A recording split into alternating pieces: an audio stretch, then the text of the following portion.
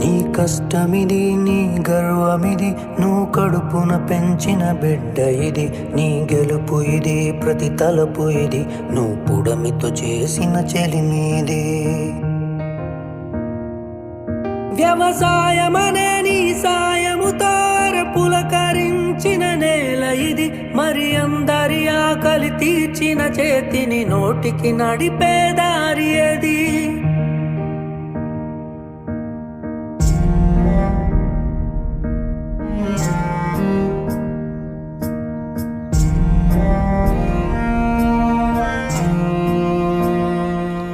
ప్రతి రైతు ఒక రాజంట, రాజరికాలే రత్తంట.